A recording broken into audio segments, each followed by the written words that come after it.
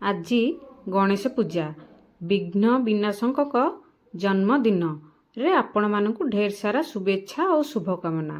ଗଣପତି ବାପା ମୋରିଆ। ଜୟ ଜଗନ୍ନାଥ। ଗୋଟାଏ ଦିନରେ ଦୁଇଟା ପୂଜା ମାନେ ସକାଳେ ପିଲାମାନେ ପାଳିଲେ ସ୍କୁଲରେ ବା ଟ୍ୟୁସନରେ ଗଣେଶ ପୂଜା, ଆଉ ରାତିକି ମା ମାନେ କରିବେ ବୁଧେଇ ସୁଧେଇ ପୂଜା।